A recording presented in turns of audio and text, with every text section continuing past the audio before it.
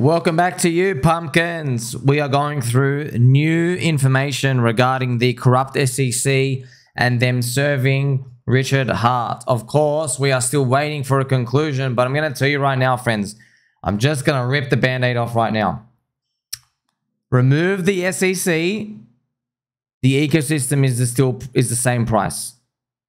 It's controversial. I'm going to repeat that again. You're not going to like it. Remove the SEC, we are still worth the same valuation.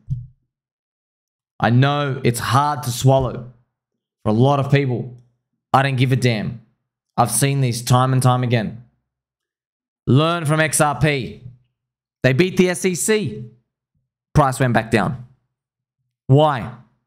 Because it's a function of the liquidity rails, otherwise known as liquidity bonding with Bitcoin. It is a little part of the crypto digital economy. Richard Hart's ecosystem also plays a role in there. It fits there too. Now we have different narratives than XRP Army. XRP Army believe in CBDCs. They believe in everything else. Thing is, XRP's 35 billion market cap. They're trying to usher in CBDCs. They don't have an ecosystem. They don't have DEXs. They don't have anything fleshed out. They do have them. They have to fork fake DeFi Uniswap V2. Their tech sucks. Cripple have been dumping on them for 10 years. No value added. Where are the expansions? Where are the ecosystems? Very low volume. I did a report on XRP Ledger a few months ago. They're doing $500,000 of volume per day. If I check right now, just to show you, PulseX, right? You can just go to dexscreener.com. PulseX has done $15 million of volume. All right. So it's done 30 times more. It's a lot more. Okay. So you can get to see these trends. Now, what's happening with the corrupt SEC? Now, with the filings here, okay, the SEC have said that they've served him, but then they explain that they haven't. So they have a long post here. I guess you could find it here. Look, they go through these. And they explain here. So in the first one, they go, look, we've served him. Okay. We've served him and his alter egos. They call him HEX, PulseChain, and PulseX. Okay. But then they say, look here. Not going to read all this. They go, according to our civil registry, we attempted to serve him at his residence listed above, which is in Finland. And then he says, look, we went and we approached him like, 29th of September. There are multiple attempts down here. They said different methods. We tried to go to him personally or whatever. There was like phone calls, etc., etc. Okay, so when you're looking at all these, it's painting a different picture. Also, there's a part here where they go, there's multiple attempts, etc. So what do we make of all of it? Well, it's interesting. I found, friends, I'm going to show you something. Before we started dropping, I knew.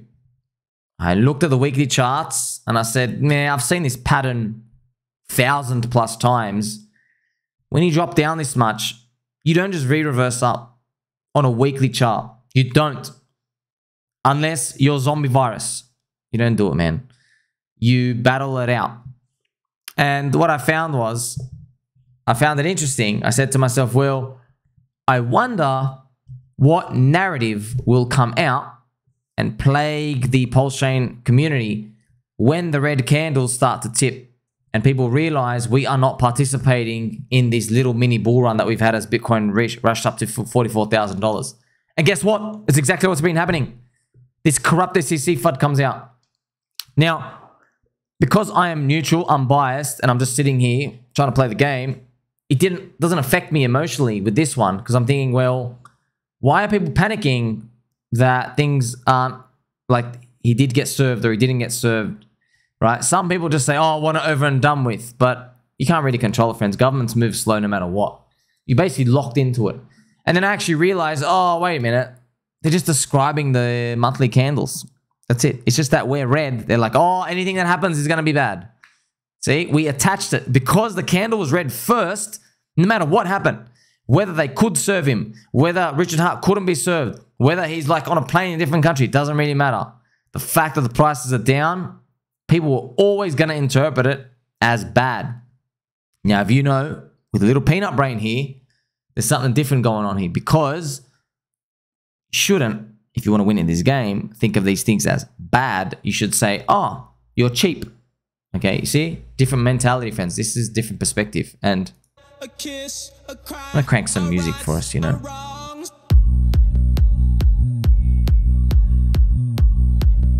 So much juicy news to go through, friends. Okay, now, Mr. Nuclear Herb attached some of his comments as well. All right, so I'm just going to read through it. Just basically explains everything. Not going to go through all of it, but just tells you that. He goes, number one, he goes, the corrupt SEC thinks Richard Hart has been served. And then they went through Finland, right? And he goes through some examples here.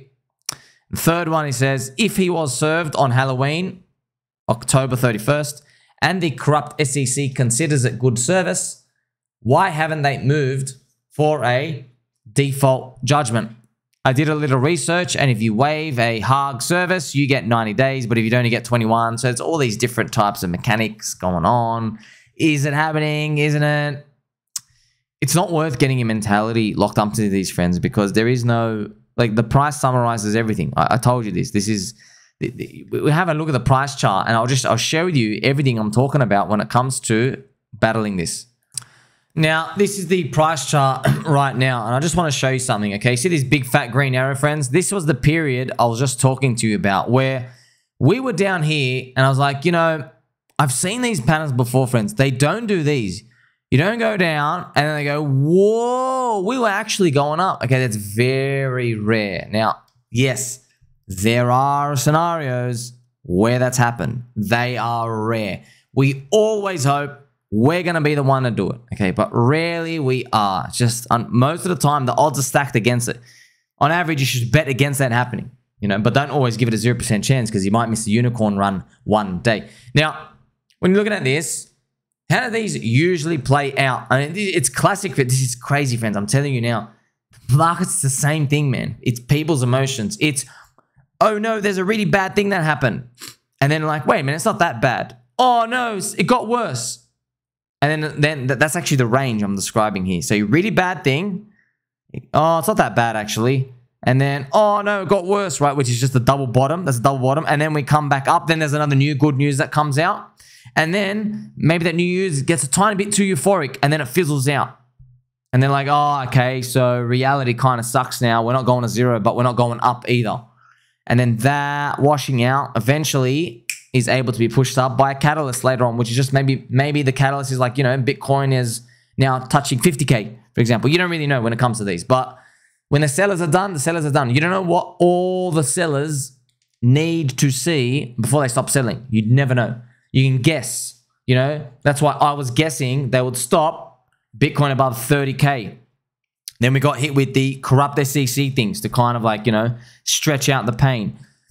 Now it's 40K, right? But it's never really the first time. You know, maybe the sellers want to see Bitcoin above 40K for 6 months. Okay? So I'm just making scenarios in my head, conditions in my head, but you never truly know the condition. That's why trying to guess these, it's a fool's game. Because what you're trying to do is you're trying to say to yourself, well, I'm too scared to buy cheap prices, so I want to figure out the condition all the sellers would like to see on average so that I can buy and never go offside. All right, you never ever want to play that game because you will miss way more opportunity. Even Warren Buffett said, the biggest mistakes you'd ever make in your life are not chances you do take, they're the ones you don't. Okay, he says they're the mistakes of omission, as in I didn't do something. Right, that's what he's talking about when it comes to these. So this is the prices going down. So, you know, you can even go down here. Let's go to Dex Screener. This is the price chart, friends. Of course, by the way, it's the same thing for Pulse, right? It's the same thing for PLS. So it does. I'm not specifically focusing on PulseX because that's it. But obviously, I do like Pulse and PulseX due to their cycle 1 advantage. Okay, so when I saw this, I knew these patterns, friends. Like they just don't go like this. That's it. They just don't on average. So usually what they do is they just come, they form a rounded bottom, and then like it goes up, and then you're like, okay, oh, we're going to go up, then we go like this. You see this pattern I drew here? That's actually Ethereum ICO pattern similarly. It's just that those are more condensed, okay? So interesting, right? You're looking at this, I was looking at this, and I remember just saying to myself, I was like, I wonder what narrative they're going to make up. What's the narrative going to be? And I actually explore that with you right here. So I tell you, right, okay, PulseX still grinding along the bottom zone, same as Pulse, same as HEX. minus, almost 90% down for PulseX. All right. And what I just showed you was a weekly chart. They never really swooped back. And I even mentioned in my post, I'm telling everybody, look, man, it's just preordained, pre-programmed. It's in the scriptures, the unicorns, the fairy dust. It's just how it is. It's just how things go, friends. It's fractals and Fibonacci's and energy levels and interdimensional beings. I don't know. That's just how it goes, okay? With humans. Really bad news. People get over it. Another bad news. And then we get over it. And then we get a bit excited, but we need more time. We need the time capitulation part. That's us going sideways after the double bottom. And then we eventually go up, So those are the things that when you see them time and time again, you realize, oh, wow, HEX is just kind of repeating. It's just change the asset, change the name, change the ticker, change the people. But we're all still built the same way, right? Fundamentally. Now, right, so here I am mentioning as well, the recent corrupt SEC FUD is used to explain what's going on. But I think even without the SEC, it would be still doing that exact same pattern. Yeah, I'm going to go out and say it. It will probably be at the same price levels. Okay, because look, price, it hunts everything, man. It hunts the fear. And you might say, oh, but if the corrupt SEC was removed, there would be no fear. Yes, there would. Have you heard of the concept of FOMO? What's the first word in FOMO, friends? It's fear. Fear of missing out, okay? If I stay in this dead ecosystem not moving up, PulseX, PulseChain, I will miss out on the Solana meme coins and the other trash being shilled out there. The fear, right, friends? It's always the fear. That's what it comes down to. So that's why I think we're at the natural price level. I know it sucks because it's cheap, but it is what it is. It represents everything. Effective pricing mechanism of the markets. They've summarized everything. It is what it is. Okay, now, markets moving the same, cycling emotions. Here I am going to explain, the SEC wasn't here. I think the price would be the same, but we'd still be saying, okay, so that's the thing, okay? So even if you remove the corrupt SEC and I give you those red weekly candles, 5 red weekly candles in a row, so these ones I'm talking about here, you can see them down here where the arrow is, right? We're just trickling down. People are going to invent something. Oh, Richard's marketing strategy is not working, right? Imagine he was streaming, okay? They say, oh, PulseX, it's not as good, or it doesn't have good features, or it's not listed on exchanges. It's like, we're just not catering to the new products. We don't have any gaming or any of the new sectors. Whatever it is, man, people make something up. They'll just make stuff up. And luckily for you, you got a friend like me that you like subscribe to. I've told you many times. People will see the candle first, and they'll feel it. Then they'll make up the story. All right, that's what it is, right? It's humans. It's how we judge, Like sometimes when you go out there, you might see a couple smiling. La da da, they're smiling. They're in love. And then you start, you start thinking in your mind, wow, I bet she's got a big willy. You start to think these things. Maybe he's really satisfied like that. And you think, okay, maybe their parents and their family's really happy. Maybe they'll make a lot of money because they're like really Chad good looking, right? These are the things that your mind just runs with. What you don't know is when they get home, he hunches his back. Maybe she has got a stablecoin portfolio. All these things, you don't see them, friends. All right. That's why I'm telling you as well, with markets, it's the same thing. When we see red candles, we don't think cheap. We don't feel cheap. Trust me, I'm here with you too. I'm like, oh, go up. Just go up. I don't want you to be cheap. I feel that too, but the truth is you be rational. If it was anything else, think about it. The way to figure this out is to start speculating and looking and sniffing coins you don't own. And you can also go back in time, all right? Go back in time and also use examples of today. So if you can go back in time, go back to Bitcoin, 2014, 2015, Mt. Gox Ponzi collapsing down to $180 Bitcoin, down 90%.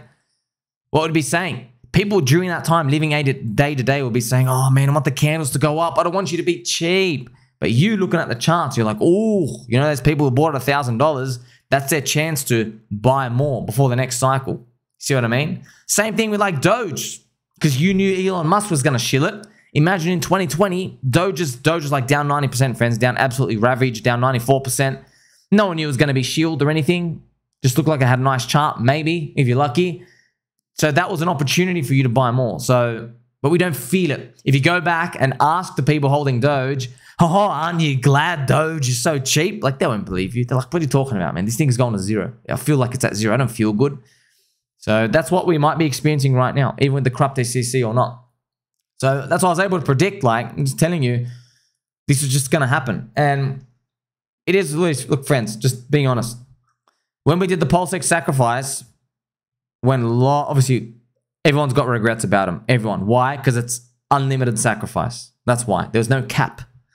So when you have unlimited sacrifice, it really does mean unlimited. It means, hey, everybody, including weak hands, come and participate. That's the harsh reality of markets. Not everybody can participate. You need to go through these zones of periods of markets to wash out weakness. It is what it is, man. I wish it wasn't like that. Like, I hate that term. We got to rush out the weekends. I hate it, but it's true. You actually do. Right? Oh, there's this person and he wants to get out on the next 30% rally.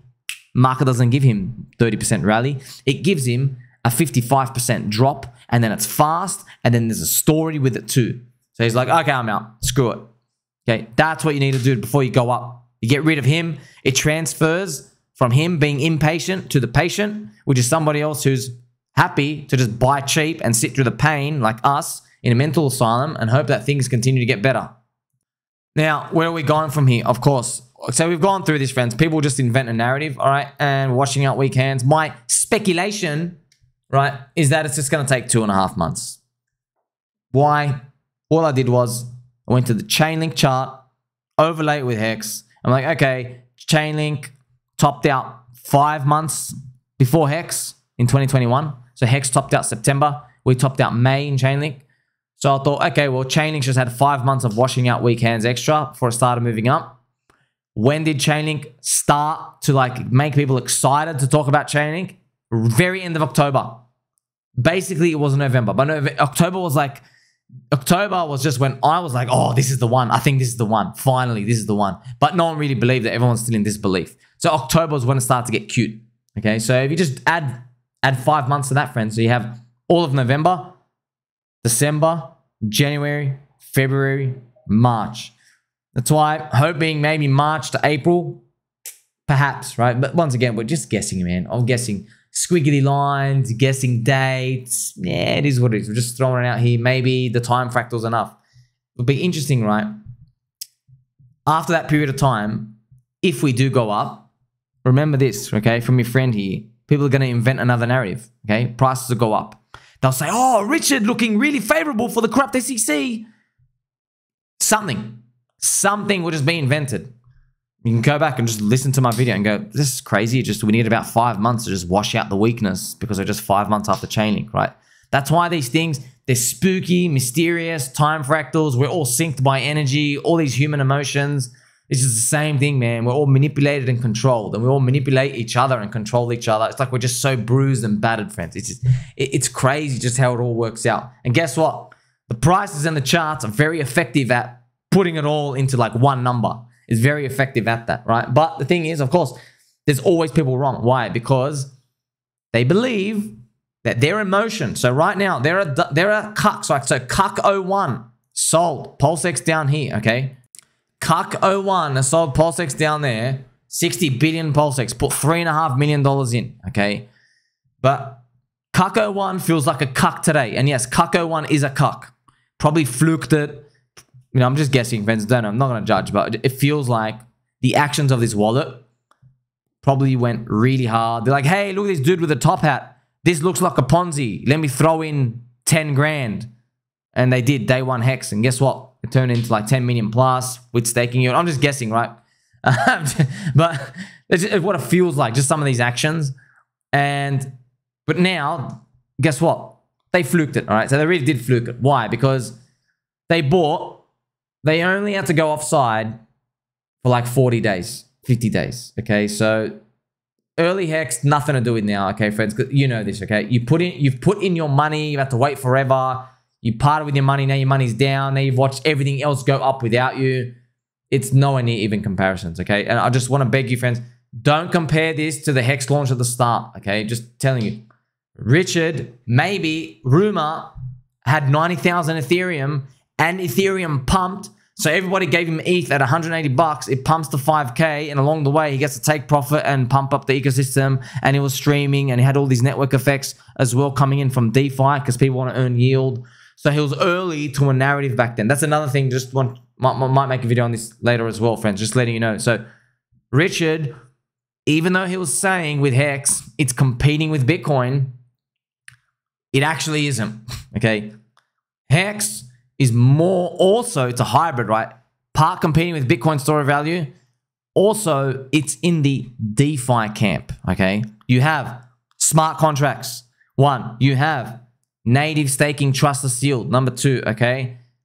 And it was in the DeFi season. It was like super earth. It was like Genesis DeFi pretty much from December, okay? One of the earliest DeFi projects. Like you can put it up there with like Synthetics and Chainlink and all these, right? So that's what it was. That's the group it's part of. We don't have cycle 1 narratives under us anymore, okay? Just letting you know. Okay, get angry, I don't really care. Just the truth, okay? So, you have cycle 1 coins. PulseChain and PulseX are cycle 1 coins, but they're from cycle 2 narrative. And the cycle 2 narrative is DeFi.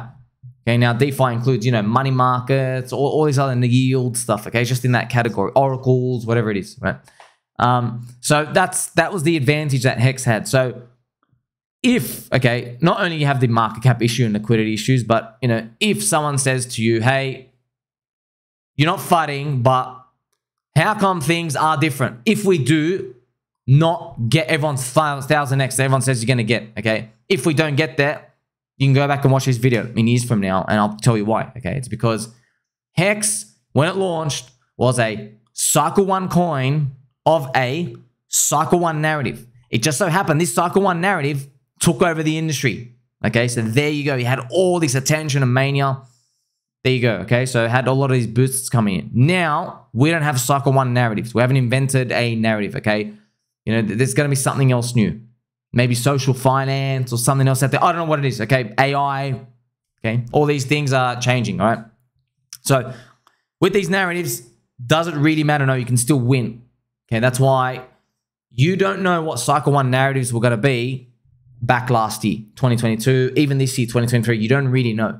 So your best bet, okay, so the safest bet is accumulate Bitcoin. The next one's accumulate Ethereum. The one after that is to accumulate previous narratives. Get them as low as you can because those can be your core coins because you're going to outperform Bitcoin, you're going to outperform Ethereum, and you have a super high probability that they're going to come back up. Obviously, many people want to repeat cycle 1 gains, but nothing ever gives you cycle 1 gains again and again, friends. So that's just how we conceptualize these things. Now, notice, after my deep analytical explanation here for you, none of it includes corrupt SEC. None of it even really includes Richard impacting things or not, all right? It's all part of the arena. So it is what it is, okay? So looking at Cucko 1, right? Cucko 1, one of the recent sellers, doesn't really matter, friends. There's going to be other cucks as well. When they sell it down, it is what it is. Like, they don't feel good, okay? So, Cucko 1, that's what I'm saying. I'm speculating maybe Cucko 1, right? Selling down here with the 60 billion PulseX. Maybe they just made a lot. They bought the coin from the dude with the top hat. Ended up working out well. They, you know, friends, I'm not being rude, but a lot of people, when they make money, think they're geniuses now. Okay, that's how a lot of people get crushed as well over time. So, they confuse brains with the bull market. You know, that's why a lot of people, they binked HEX. They don't know, like they basically fluked it. All right. Richard is the 1 in a million dudes with a top hat who didn't rug his and actually pumped your bags. And you also had the DeFi narrative that ended up catching on, right? So it just so happened the dude with the top hat also binked being early to what the next narrative was coming. Okay. So you win like a double, you know, double home run here. And these people, maybe they're like selling their diamonds for pennies right now and they feel bad. So that's what the game is. The game is like, hey, you feel different now. Why? Because you fluked it. You thought you were a genius. Welcome to real markets. This is what markets are really like. And you feel bad today. You're giving us a very cheap price. So people like me, Hexalina, Pulse a lot, Optimus, Kevtron, and everybody else DCAing and trying to buy, we will like nibble away at that because we just believe that, you know, The cycle's in the motions. You feel bad today, but pump some green candles later on, and everyone's going to feel better about growth. Okay, that's the game. That's the game in a nutshell, friends. But like I said, it's easy, as in things go up and down, but it's not easy because of the targets. Okay, how high are you going to go? We don't know. That's the thing. Okay, you already know. Yeah, we're going to go up, but you already know, friends. Like for me, and even speaking to people like Corey, right? Corey Spaghetti Meatballs, we're happy with a 20x. I'm not selling at a 20x. I'm just telling you, I'll be ecstatic, okay?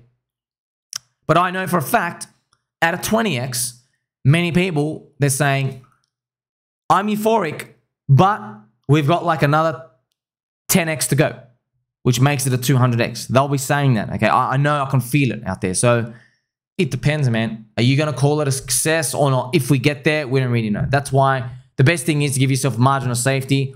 Buy off people like Kako1, okay? You don't want to be buying off people who are dumping because it's euphoric later on.